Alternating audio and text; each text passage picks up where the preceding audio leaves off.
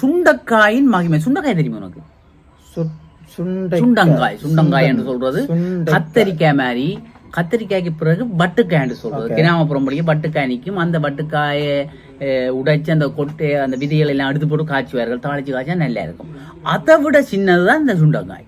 இது இந்த சுவர்காரர் நிறைய பேருக்கு நல்ல எங்கள்கிட்ட விட்ட நான் வளர்த்தேன். இப்ப அந்த நோய் உண்டு என்னன்னு சொன்னா அந்த அழுக்கணவன் அது பிடிப்பதால இந்த சுண்டங்காய் வேறது இப்போ சின்ன கண்டின் தளவுல நிக்குது வீட்டு.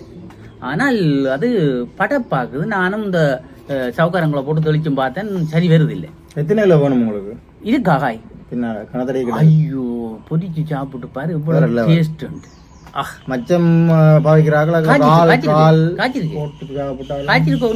காய்ச்சிருக்கோ அப்ப நாளைக்கு பிடுங்குவோமே. விடிய விடிய பேப்பர் வாய்க்கு ஞாபகம் மட்டும் மறந்து விடுவேன். நாளைய ஓ நல்லா இருக்கும். சரி, அப்ப நாளைக்கு சுண்டங்காய் கரை விட்டேன். சரி, சுண்டங்காயின் மகிமை. உடல் எடையை அதிகரிக்க நாம் தேர்ந்தெடுக்க வேண்டிய முதல் உணவுப் பொருள் சுண்டைக்காய். உடல் எடையை அதிகரிக்க அப்ப பிள்ளைகளுக்கு சரி வராது. இப்ப பிள்ளைகள் சாப்பிடுறது என்னடா உடாம்பு கூடி போடும் மெல்லியாக சாப்பிடலாம். ஓ வெள்ளியாக சாப்பிடலாம். சுண்டைக்கும் உடல் எடைக்கும் என்ன தொடர்பு என்று நீங்கள் கேட்பது புரிகிறது. குடல் பகுதியில் உள்ள நற்கிருமிகளை அதிகரிக்கும் பெரும் பணியை சுண்டங்காய் சார்ந்த உணவுகள் செய்வது குறிப்பிடத்தக்கது. மேலும் சாப்பிடப்படும் உணவுகளின் ஊட்டம் முழுமையாக உட்கிரகிக்கப்படுவதற்கு சுண்டையின் சாரங்கள் உதவும்.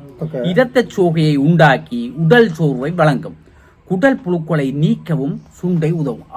அருமையான குடல்ல இருக்கிற புழுக்கள் கிட்ட கிருமிகளை எல்லாத்தையும் அழிக்கிற தன்மையும் இதுல இருக்கு. அப்ப எங்களுக்கு நிறைய இருக்கு விளையாட்டுகள். அப்ப நாங்கள் இதை சாப்பிடுறதுல நாளைக்கு சுண்டங்காய் கறி காய்ச்சிரும், நாளைக்கு விடிய புடுங்குறோம். சரி, ஓகே.